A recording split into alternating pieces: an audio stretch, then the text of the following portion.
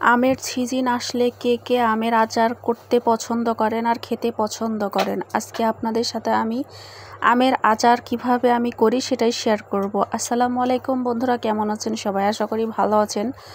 আলহামদুলিল্লাহ আমিও ভালো আছি। তো আজকে আপনাদের সাথে শেয়ার করব আচার কিভাবে আমি বানাই। আসলে আমি অনেক রকমেরই আচার বানাতে পারি, কিন্তু এখানে জাস্ট আমি একটা আচারের হালকা পাতলা একটু ভিডিও শেয়ার করব।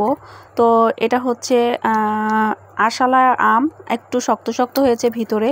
তো সেই অবস্থাতে আমি সুন্দরভাবে ছিলে আমগুলো কেটে নিব। সুন্দরভাবে স্লাইস করে কেটে নিতে হবে, এমনভাবে কাটতে হবে যাতে ভেতরের আটি সহ কাটতে হবে। তাহলে কি হয়, আচারটা অনেক সুন্দর হয়।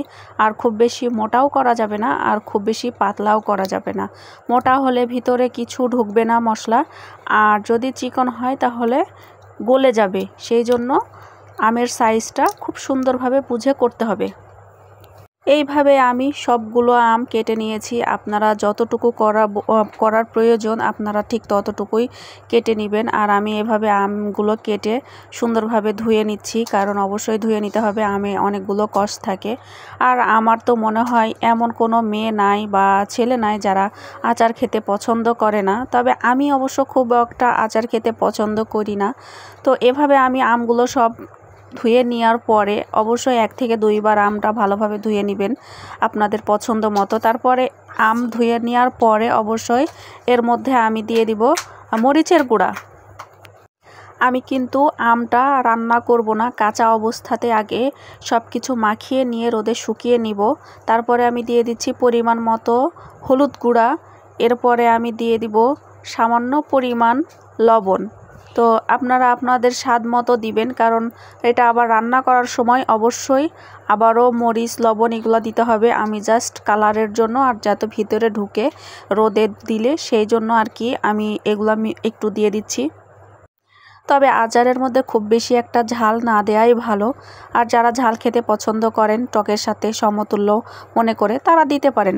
তো এভাবে আমি এই যে সবগুলো মশলা অ্যাডজাস্ট করে আমি মিক্সড করে নিচ্ছি। সুন্দরভাবে মাখিয়ে নিতে হবে যাতে সবগুলো আমের মধ্যে মশলাগুলো ঠিকমতো ধরে। সুন্দরভাবে মাখিয়ে নেওয়ার পরে দেখতে হবে যে কালারটা অনেক সুন্দর চলে আসছে। তো এভাবে আমি সবগুলো আম মাখিয়ে নেওয়ার পরে আমি এগুলো আবার কাঁচা অবস্থাতেই রোদে দিয়ে দিব।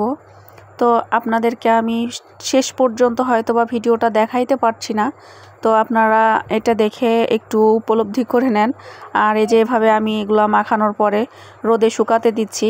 আমাদের তো বাসার ছাদ নেই, আমরা হচ্ছে নর্মাল বাসায় থাকি। তো এখানে আমাদের এটাই আর কি রোদে শুকানোর জায়গা।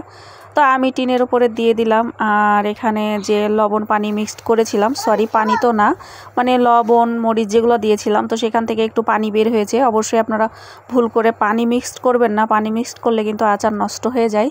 তো এইভাবে আমি এই যে সুন্দরভাবে বস্তাটার উপরে দিয়ে দিচ্ছি। বস্তাটা কিন্তু অবশ্যই পরিষ্কার পরিচ্ছন্ন, এটা একদমই নতুন বস্তা। তো এইভাবে আমি আচারগুলো সুন্দর করে রোদে দিয়ে দিচ্ছি। এইভাবে 1 থেকে 2 দিন রোদে শুকিয়ে নিতে হবে। যখন এক পিঠ শুকিয়ে আসবে তখন অবশ্যই আপনারা এটা ফলো করবেন।